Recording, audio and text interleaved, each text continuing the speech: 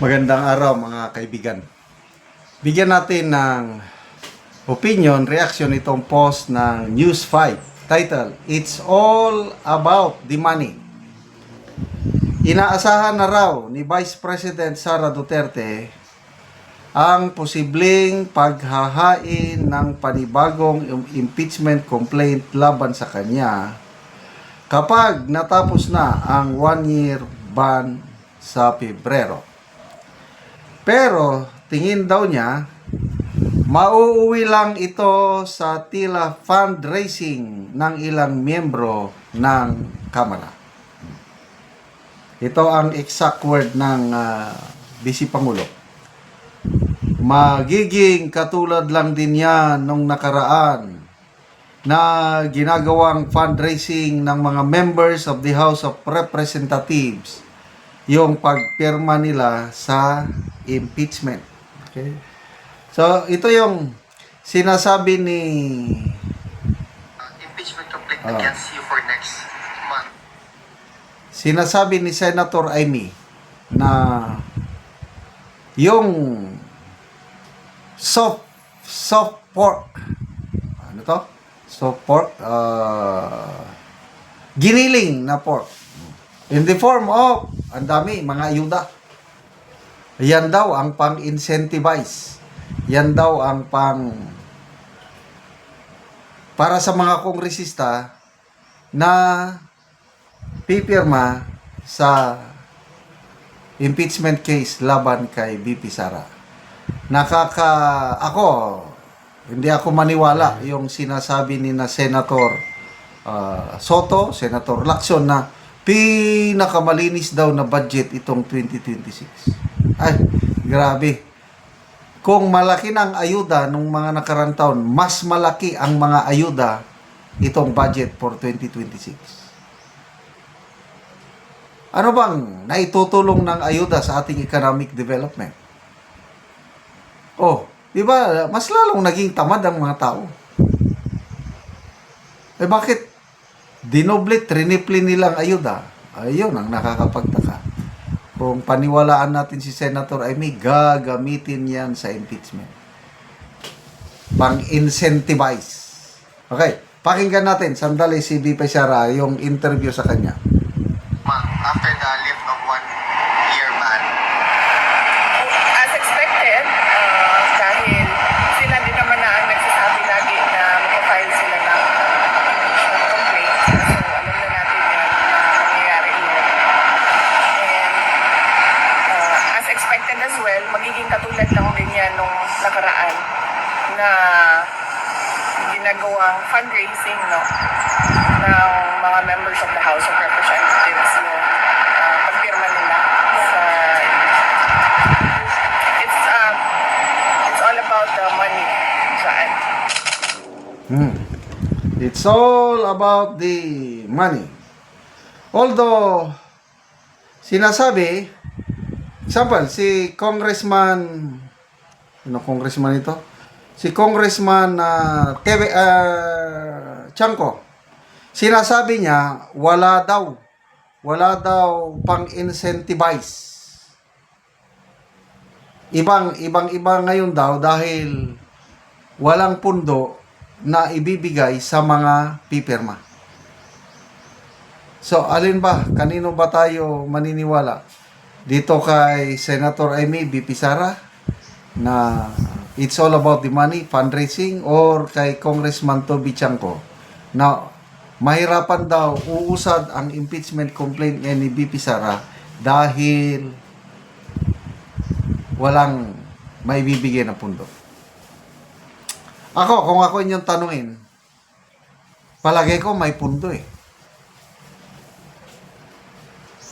Yung mga ayuda, AX, TUPAD, MAIP, farm to market roads, local support to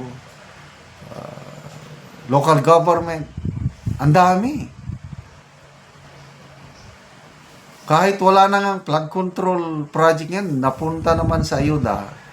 Ito yung pinapangambahan ni na Senator Amy at VP Sara na gagamitin Although sinasabi ng mga ilang kongresista na hindi nila susuportahan ang impeachment ni VP Sara. Nung una, natuwa ko. Ngayon, parang ano lang yun. Bukang bibig lang yun. Yung sina Congressman Abante, Congressman Ronald Puno, na hindi daw nila susuportahan ang impeachment case ni VP Sara. I just don't know. Pagdating na sa mga pundo na i-over, baka pipirma ulit sila. But then, huwag tayong mag-alala. Kahit pipirma pa yung 1/3 of congressmen, 100 plus, sabihin na natin makapapirma sila, alanganin pa rin sila dahil sa Senado, ang daming senador na gustong tumulong kay VP Sara. Kaya kung minsan, paniwalaan ko rin yung sinasabi ni Congressman Abante na malamig daw ang pagtanggap ng mga nakakausap niyang congressman dahil matatalo lang din daw ang impeachment sa Senado. Well, granting matatalo ay kailan kung mayroong offer ng ito, this much, ito yung ayuda ninyo, basta po pirma kayo, nako, may marami pa rin pipirma. Matalo man o hindi yung impeachment, it does not matter. Kung ako yung congressman, nangangailangan ko ng pundo, pirma ako. Kaya lang, yung mga pipirma, humanda rin sila sa restback ng taong bayan. Kasi nga, malapit na ang 2028. So, yung mga pumirma nung last year, marami pa rin nanalo. Bakit? Kasi, yung kalaban nila, mga mahina. Kaya lang, ito ngayon, iba itong pipirma nila ngayon dahil malapit na talaga ang eleksyon. Normally, yung mga politiko na ganyan, nakikiramdam, nagbabalimbingan kung sino yung malakas na kandidato sa presidente. Tell you, ang dami nang lilipat papunta kay VP Sara. Starting next year, gagapang na yan. Nangyari na yan noon. Nung nanalo si Tatay Digong, yung PDP laban, biglang lumobo yung membership. Nung una, kakaunti sila. Ngayon, pag malapit na ang 2028, lolobo naman kung ano man ang partido na sasamahan ni VP Sara. Salamat mga kaibigan sa inyong pagsubaybay sa ating channel. Nakakatulong kayo ng malaki sa tribong Talanding ng Bukidnon dahil ang sweldo natin sa channel na ito is pantulong sa tribo. Namimigay tayo ng libreng yero at pako para makapagpatayo sila ng mas maayos na tirahan. Panoorin nyo ang video na ito.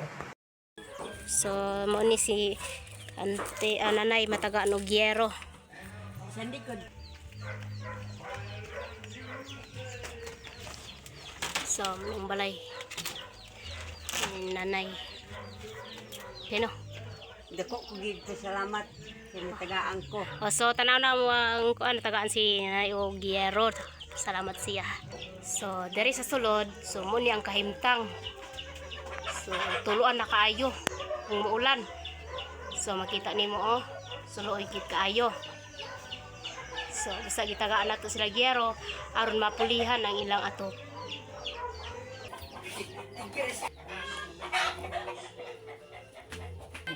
So karon na yan sa yung masulting nga tagaan ka gyero. Salamat sa Ginoo ay natagaan ko. So sa pila na ni katuig di mong balay nga buslot naman ang ato. Lima naman ni katuig. So aya pa mapulian og gyero. Aya pa. So unsa din yung panginabuhian ay? Lagot mo. So mag-uuma lang mo. Mag-uuma. So pila imong edad nay? Sa 58 na. So senior na di ay kanay. Napakay ba nanay? Naa. Na kay anak? Naa. So pila ka buki mong anak nay? Isa ra. So isa ra imong anak. Ay, so si nanay na siya anak o ang ilang pangunabuhian lang, so mag-uuma lang sila. So dako kayang pasalamat nga nataga og gyero ba pulihan na gid ang ilang atop. So, Nay, dako gid kaya mong pasalamat nga natagaan ka atol pag gid og Christmas. Merry Christmas, Nay. Merry Christmas. Salamat kayo. So, dako kayong pasalamat kay makapuli na gid og yero si Nanay. Sige, Nay, salamat pod.